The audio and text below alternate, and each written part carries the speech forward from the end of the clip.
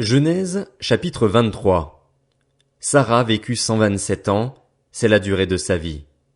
Elle mourut à Kirjat-Arba, c'est-à-dire Hébron, dans le pays de Canaan.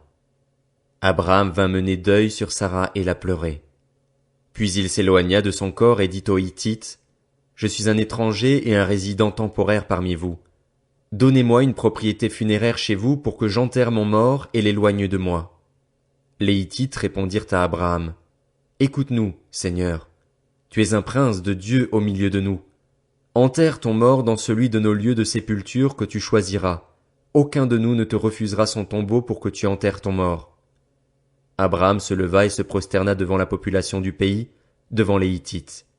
Puis il leur dit, « Si vous permettez que j'enterre mon mort et que je l'éloigne de moi, écoutez-moi, intercédez pour moi auprès d'Éphron, fils de Tsochar, pour qu'il me cède la grotte de Macpéla qui lui appartient et qui se trouve à l'extrémité de son champ. Qu'il me la cède contre sa valeur en argent afin qu'elle me serve de propriété funéraire au milieu de vous. » Or, Éphron était assis parmi les Hittites, et Éphron le Hittite répondit à Abraham, devant les Hittites et tous ceux qui entraient par la porte de sa ville, « Non, mon Seigneur, écoute-moi. Je te donne le champ, ainsi que la grotte qui s'y trouve. Je te les donne en présence de mes compatriotes. Enterre ton mort. » Abraham se prosterna devant la population du pays et dit à Éphron, devant la population du pays, « Écoute-moi, je t'en prie. Je donne le prix du champ. Accepte-le, et j'y enterrerai mon mort. » Éphron répondit à Abraham, « Mon Seigneur, écoute-moi. Une terre de 400 pièces d'argent, qu'est-ce que cela entre nous? Enterre ton mort. » Abraham comprit Éphron et lui pesa la quantité d'argent qu'il avait indiquée devant les Hittites, 400 pièces d'argent d'après le cours en vigueur chez les marchands. Le champ d'Éphron à Macpéla, vis-à-vis de Mamré, le champ et la grotte qui s'y trouve, avec tous les arbres qui sont dans le champ, dans la limite de son pourtour, devinrent ainsi la propriété d'Abraham en présence des descendants de Heth et de tous ceux qui entraient par la porte de sa ville. Après cela, Abraham enterra sa femme Sarah dans la grotte du champ de Macpéla vis-à-vis de Mamré, c'est-à-dire Hébron, dans le pays de Canaan. Le champ et la grotte qui s'y trouvent furent ainsi accordés comme propriété funéraire à Abraham par les Hittites. Genèse, chapitre 24. Abraham était vieux, d'un âge avancé. L'Éternel l'avait béni dans tous les domaines. Abraham dit à son plus ancien serviteur, qui était l'intendant de tous ses biens, « Mets ta main sous ma cuisse et je vais te faire jurer au nom de l'Éternel, le Dieu du ciel et le Dieu de la terre, de ne pas prendre pour mon fils une femme parmi les filles des Cananéens au milieu desquels j'habite, mais d'aller prendre une femme pour mon fils Isaac dans mon pays et dans ma patrie. » Le serviteur lui répondit, « Peut-être la femme ne voudra-t-elle pas me suivre dans ce pays-ci? Devrais-je conduire ton fils dans le pays d'où tu es sorti? » Abraham lui dit, « Garde-toi bien d'y conduire mon fils. L'Éternel, le Dieu du ciel, qui m'a fait quitter ma famille et ma patrie, qui m'a parlé et qui m'a juré, je donnerai ce pays à ta descendance, enverra lui-même son ange devant toi. C'est là que tu prendras une femme pour mon fils. Si la femme ne veut pas te suivre, tu seras dégagé du serment que je te fais faire. Seulement, tu n'y conduiras pas mon fils. » Le serviteur mit sa main sous la cuisse de son seigneur Abraham et lui jura de se conformer à ses paroles. Le serviteur prit 10 chameaux parmi ceux de son seigneur et il partit avec tous les biens de son seigneur à sa disposition. Il se leva et se rendit en Mésopotamie dans la ville de Nakor. Il fit reposer les chameaux sur leurs genoux près d'un puits à l'extérieur de la ville. C'était le soir, le moment où les femmes qui vont puiser de l'eau sortent. Il dit, « Éternel, Dieu de mon seigneur Abraham, donne-moi du succès aujourd'hui et fais preuve de bonté envers mon seigneur Abraham. Voici que je me tiens près de la source d'eau, et les filles des habitants de la ville vont sortir pour puiser de l'eau. Que la jeune fille à laquelle je dirai, penche ta cruche pour que je boive, et qui répondra, bois, et je donnerai aussi à boire à tes chameaux, soit celle que tu as destinée à ton serviteur Isaac. Par là je reconnaîtrai que tu fais preuve de bonté envers mon Seigneur. » Il n'avait pas encore fini de parler que Rebecca sortit, sa cruche sur l'épaule. Elle était la fille de Bethuel, fils de Milca, femme de Nakor, le frère d'Abraham. C'était une jeune fille très belle. Elle était vierge, aucun homme n'avait eu de relation avec elle. Elle descendit à la source, remplit sa cruche et remonta. Le serviteur courut à sa rencontre et dit, « Laisse-moi boire un peu d'eau de ta cruche. » Elle répondit, « Bois, mon seigneur, » et s'empressa de descendre sa cruche sur sa main et de lui donner à boire. Quand elle eut fini de lui donner à boire, elle dit, « Je puiserai aussi pour tes chameaux, jusqu'à ce qu'ils aient assez bu. » Elle s'empressa de vider sa cruche dans l'abreuvoir et courut encore au puits pour puiser. Elle puisa pour tous les chameaux. L'homme la regardait sans rien dire, pour voir si l'Éternel faisait réussir son voyage ou non. Quand les chameaux eurent fini de boire, l'homme prit un anneau en or qui pesait 6 grammes, ainsi que 2 bracelets en or qui pesaient 120 grammes pour ses poignets. Puis il dit, « De qui es-tu la fille? Dis-le-moi, je t'en prie. Y a-t-il chez ton père de la place pour passer la nuit? » Elle répondit, « Je suis la fille de Bethuel, le fils de Milca et de Nachor. » Elle lui dit encore, « Il y a de la paille et du fourrage en abondance chez nous, et aussi de la place pour passer la nuit. » Alors l'homme s'inclina et adora l'Éternel en disant, « Béni soit l'Éternel, le Dieu de mon seigneur Abraham, qui n'a pas renoncé à sa bonté et à sa fidélité envers mon seigneur. Moi-même, l'Éternel m'a conduit chez la famille de mon seigneur. » La jeune fille courut raconter cela chez sa mère. Rebecca avait un frère du nom de Laban. Laban courut dehors vers l'homme près de la source. Il avait vu l'anneau et les bracelets au poignet de sa sœur, et il avait entendu sa sœur Rebecca dire, « Voici comment m'a parlé cet homme. » Il vint donc vers cet homme, toujours près des chameaux, vers la source. Il lui dit, « Viens, toi qui es béni de l'Éternel. Pourquoi resterais-tu dehors? J'ai préparé la maison et une place pour les chameaux. » L'homme arriva à la maison. Laban fit décharger les chameaux. Il donna de la paille et du fourrage aux chameaux, ainsi que de l'eau pour laver les pieds de l'homme et de ses compagnons. Puis il lui servit à manger, mais l'homme dit, « Je ne mangerai pas avant d'avoir dit ce que j'ai à dire. »« Parle, dit Laban. » Alors il dit, « Je suis un serviteur d'Abraham. L'Éternel a comblé mon seigneur de bénédictions, si bien qu'il est devenu puissant. Il lui a donné des brebis et des bœufs, de l'argent et de l'or, des serviteurs et des servantes, des chameaux et des ânes. Sarah, la femme de mon seigneur, a donné dans sa vieillesse un fils à mon seigneur, et il lui a fait don de tout ce qu'il possède. Mon seigneur m'a fait prêter serment en disant, « Tu ne prendras pas pour mon fils une femme parmi les filles des Cananéens dont j'habite le pays, mais tu iras prendre une femme pour mon fils dans la famille de mon père et dans mon clan. » J'ai dit à mon seigneur, « Peut-être la femme ne voudra-t-elle pas me suivre? » Il m'a répondu, « L'Éternel devant qui j'ai marché enverra son ange avec toi et fera réussir ton voyage. Tu prendras pour mon fils une femme du clan et de la famille de mon père. Tu seras dégagé du serment que tu me fais quand tu seras allé trouver mon clan. Si on ne te l'accorde pas, tu seras dégagé du serment que tu me fais. Je suis arrivé aujourd'hui à la source et j'ai dit, « Éternel, Dieu de mon seigneur Abraham, si tu veux bien faire réussir le voyage que j'accomplis, voici que je me tiens près de la source d'eau.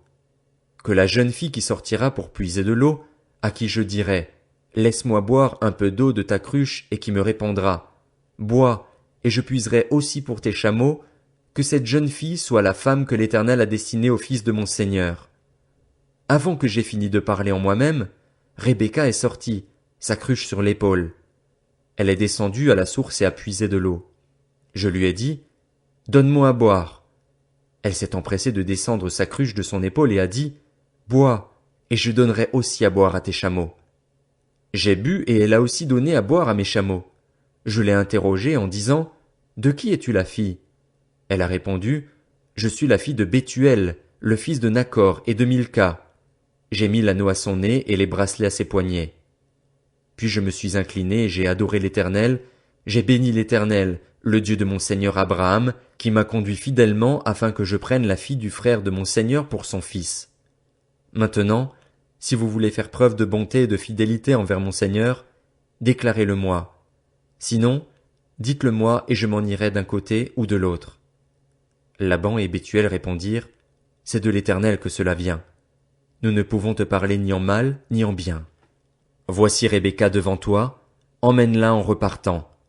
Qu'elle soit la femme du fils de ton Seigneur, comme l'Éternel l'a dit. » Lorsque le serviteur d'Abraham eut entendu leurs paroles, il se prosterna jusqu'à terre devant l'Éternel.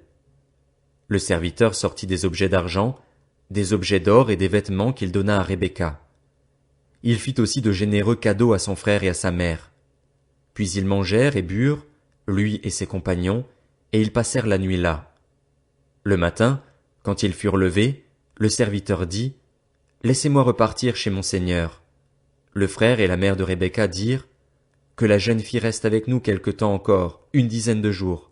Ensuite, tu pourras partir. » Il leur répondit, « Ne me retardez pas, puisque l'Éternel a fait réussir mon voyage.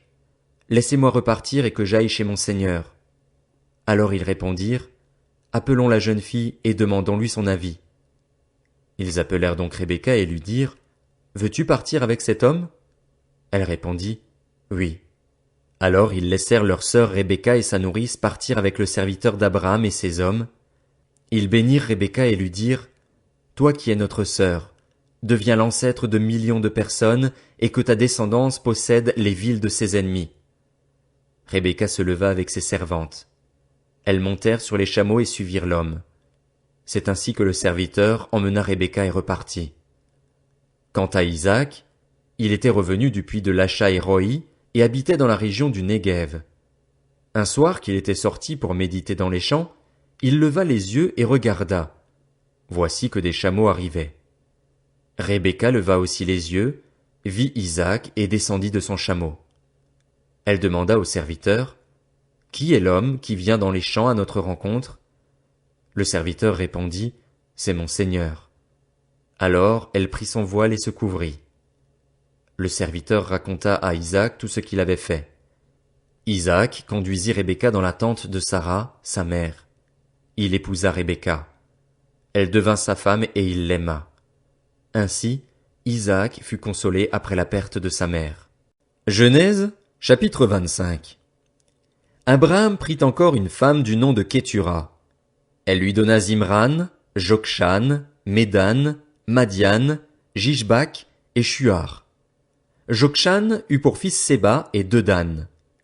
Les descendants de Dedan furent les Ashurim, les Létushim et les Leumim. Les fils de Madian furent Épha, Épher, Enoch, Abida et Elda. Tous ceux-là sont des descendants de Kétura. Abraham donna tout ce qu'il possédait à Isaac. Quant aux fils de ses concubines, il leur fit des cadeaux et il les envoya de son vivant loin de son fils Isaac, vers l'est, dans un pays d'Orient. La durée de la vie d'Abraham fut de 175 ans, puis il expira. Abraham mourut après une heureuse vieillesse, âgé et rassasié de jours, et il alla rejoindre les siens. Ses fils Isaac et Ismaël l'enterrèrent dans la grotte de Macpéla, dans le champ du Hittite Éphron, fils de Thochar, vis-à-vis de Mamré. C'était le champ qu'Abraham avait acheté aux Hittites, et c'est là que furent enterrés Abraham et sa femme Sarah.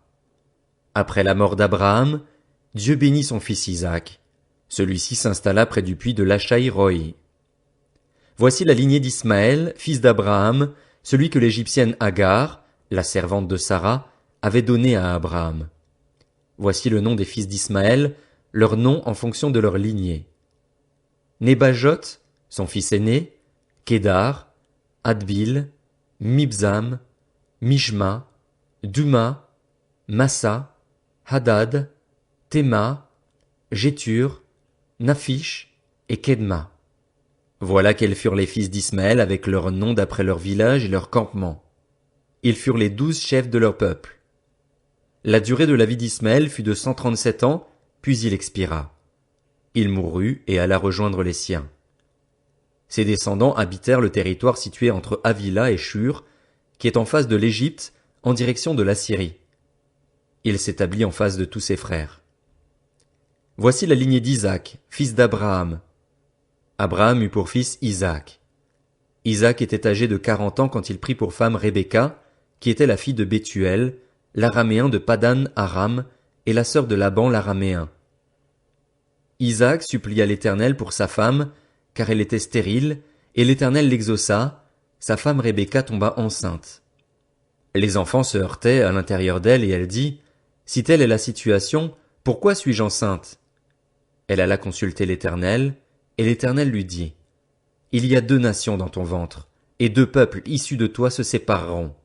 Un de ces peuples sera plus fort que l'autre, et le plus grand sera asservi au plus petit. Le moment où elle devait accoucher arriva, et voici qu'il y avait des jumeaux dans son ventre. Le premier sortit roux, et tout couvert de poils, comme un manteau. On l'appela Ésaü. Ensuite sortit son frère, dont la main tenait le talon d'Ésaü. On l'appela Jacob. Isaac était âgé de 60 ans à leur naissance. Ses enfants grandirent. Ésaü devint un habile chasseur, un homme de la campagne, alors que Jacob était un homme tranquille qui restait sous les tentes. Isaac aimait Ésaü parce qu'il lui amenait du gibier, et Rebecca aimait Jacob. Tandis que Jacob faisait cuire un potage, Ésaü revint des champs accablé de fatigue. Ésaü dit à Jacob, « Laisse-moi manger de ce roux, de ce plat roux, car je suis fatigué. » C'est pour cela qu'on a donné à Ésaü le nom d'Édom. Jacob répondit, « Vends-moi aujourd'hui ton droit d'aînesse. » Ésaü répondit, « Je vais mourir, à quoi me sert ce droit d'aînesse ?» Jacob dit, « Jure-le-moi d'abord. » Il le lui jura. Il vendit son droit d'aînesse à Jacob. Alors Jacob donna du pain et du potage de lentilles à Ésaü. Il mangea et but, puis se leva et s'en alla. C'est ainsi qu'Ésaü méprisa le droit d'aînesse.